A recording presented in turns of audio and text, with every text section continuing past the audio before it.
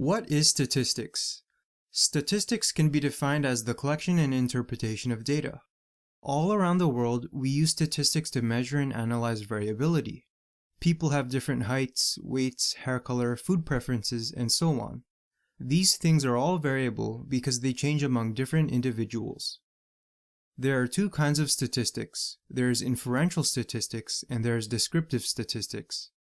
Inferential statistics deals with taking a sample and analyzing that sample to make judgments or claims about a population. Descriptive statistics refers to getting data and talking about it. So when you hear a professor say something like, the average midterm score was 65%, they are using descriptive statistics. We often use things like histograms and graphs to help us summarize and explain descriptive statistics.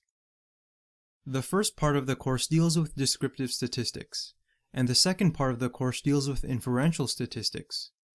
In order to understand statistics, you'll first have to know some basic definitions. A population refers to the total amount of things.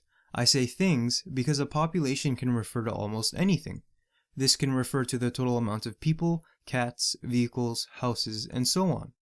Now, a sample refers to a small part of the population that is used for study, and the total amount of things in a sample is called the sample size. In statistics, what we examine is a variable. It is what we are studying, and it can be measurable, countable, and categorized.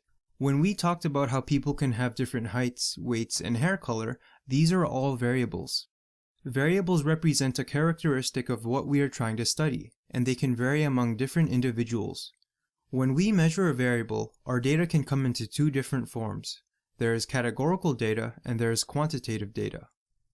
Quantitative data refers to data that is measured in numbers. It deals with numbers that make sense to perform arithmetic calculations with, like calculating an average. Quantitative data comes from quantitative variables. Examples include height, weight, and midterm score. On the other hand, categorical data refers to values that place things into different groups or categories. Categorical data comes from categorical variables. Examples include hair color, type of cat, and letter grade. There are actually two types of categorical variables. There is categorical and ordinal, and categorical and nominal. Something is said to be categorical and ordinal if there is a logical ordering to the values of a categorical variable. A good example of this would be letter grade. We can logically order the values of this categorical variable from high to low, or from low to high. Now, something is said to be categorical and nominal if there is no logical ordering to the values of a categorical variable. An example of this would be hair color. Depending on our sample, we could have people with red hair, blonde hair, brown hair, or even blue hair. Although we can arrange these values in alphabetical order, there is no logical ordering with respect to the actual values itself. There are also two types of quantitative variables. There is discrete and continuous. Discrete variables refer to variables that can only be measured in certain numbers. An example of this is the number of pets you own. You can own 0 pets, 1 pet, 2 pets, or even 30 pets, but it's impossible for us to own 2.7 pets. In contrast, continuous variables refer to variables that can take on any numerical value. An example of this would be weight.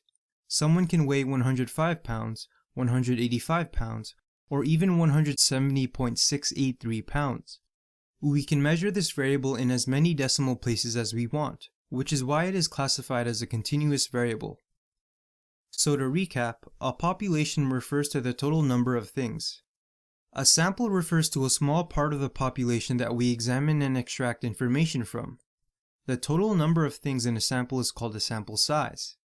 What we measure from each individual is the variable of interest. The way we measure these variables lets us know if the variable is quantitative or categorical.